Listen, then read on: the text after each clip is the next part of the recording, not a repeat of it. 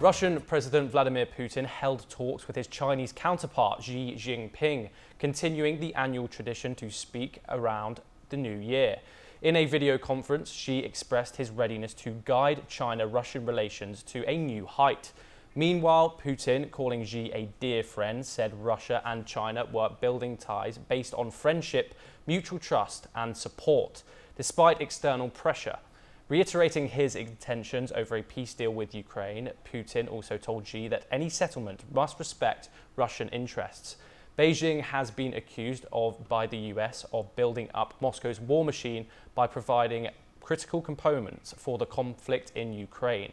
The two leaders' dialogue comes hours after Donald Trump swore in as the US president. The two leaders have each publicly expressed a hope to reset fraught relations with the US under the new administration. However, Trump has held different views. He has warned that big trouble will come to Putin if he does not strike a deal to end the war in Ukraine. Additionally, he has threatened tariffs on Beijing, calling it an abuser. Such complexities put the fate of the ongoing Russia-Ukraine war at stake. For more on this discussion, the Russia-Ukraine conflict and President Trump, we are joined by two guests, Gilbert Doctorow, Russian affairs expert in Brussels, and Professor A.K. Pasha, international affairs expert here in New Delhi. Gilbert Doctorow, I wanted to come to you first. What have we found out about this discussion with Xi Jinping and Vladimir Putin, and what does Trump's response tell us? The discussion, the telephone conversation, it was not just telephone, it was video as well. So it was a virtual meeting of the two. This was featured in last night's state news on Russian television as being one of the most important developments of the day. Indeed, the two leaders were celebrating the achievements of 2024 when their mutual trade reached the figure of $245 billion, which was a new record and really is quite impressive. Russia is now the fifth largest trading partner of China, and China is the single largest trading partner of Russia. This achievement is indicative of the hopelessness and foolishness of President Trump threatening either of these countries with punitive tariffs or with new sanctions should they not come to heel and follow the dictates of Washington. The errors of the Biden administration, which had a foreign policy based, that is values based, so to speak, that foreign policy seems to be identical with the first moves of Donald Trump in what is supposed to be a realpolitik and interest-based foreign policy for the United States. So at the moment, there's no distinction. Mr. Biden, by his pressure on both countries, forced them into one another's arms. They were not natural allies, but they have become very warm colleagues in building a multipolar world. I fear that Mr. Trump has not learned the lesson of this, and in his using threatening language to both or either of these countries, he is working against American interests. Professor A.K. Pasha, staying on Trump and his language, as Gilbert was talking about, Trump has also said that Putin is destroying Russia in refusing a deal with Ukraine. In what sense, if in any sense, could this be seen as true?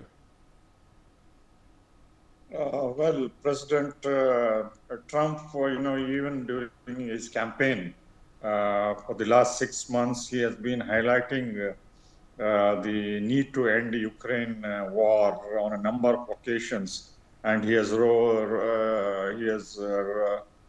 given hopes and raised expectations of many people, not only in America, that this protracted war should come to an end.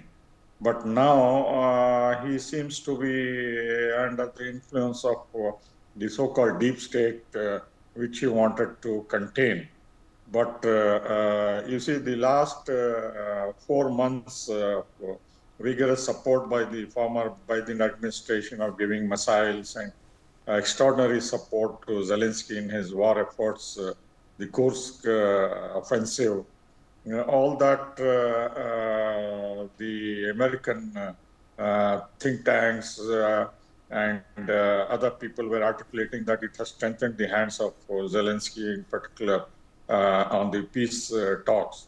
But that has had no impact on Putin and the Russian offensive. So in that way, Russia is now dictating from a position of strength over the inroads they have made in eastern Ukraine. Secondly, you see, the more pressure is brought or delayed, the negotiations are, the more the bond between China and Russia will get strengthened. Even otherwise, even if the Ukraine issue is resolved, this is just as China has stood through thick and thin, despite enormous pressure from the United States to break the link. Once there is peace on the Ukraine front and sanctions are lifted, if and when, this will only make the bond much stronger, because Russia has to pay back if there is pressure from the Trump administration on China, on Taiwan, or any other issue in the Indo-Pacific, South China Sea, etc. So this bond, in fact, because of the contradictory policy of the Americans, both during Biden and now the unfolding policy from Trump, is not going to loosen or weaken the Russian-Chinese bond, more so because their policy of strengthening BRICS has become very attractive to countries across the world, from Latin America to Africa, Asia, etc. So in that way, even Trump, with an attractive offer and the peacekeeping troops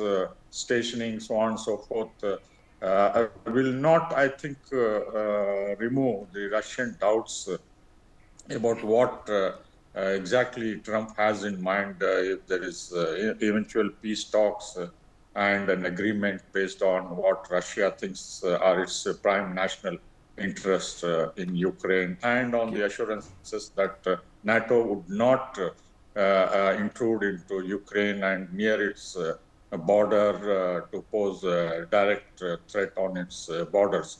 And also, more importantly, is the new development in Europe, because more and more NATO countries, especially Germany, they want to have economic relations, gas and oil and exports with China. So in that way, the Trump has to accommodate the NATO desire, EU desire, to have relations with both these antagonists, which American policy is trying to divide and separate.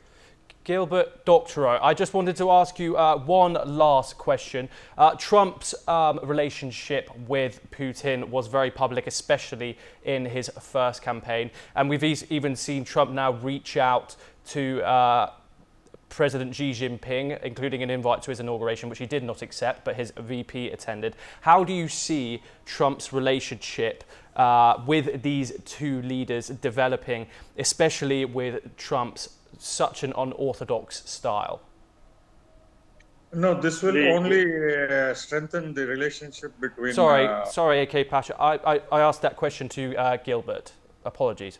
The alleged closeness between Putin and Trump in his first administration was propaganda, slanderous propaganda, that was raised in the Hillary Clinton campaign, and that was supported by fake information that was passed to her campaign by the intelligence agencies in the United States. There was no closeness, and in fact, the period of Trump's first administration was a constant downward spiral in the relationship.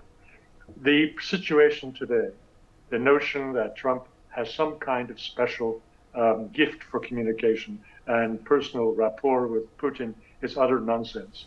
You will note that among the relatively few foreign leaders that Donald Trump invited to the inauguration, the Russians refused to come. Not just Putin didn't come, he didn't send anybody. And that is a perfect statement of the actual relations between the two countries. They are at a nadir.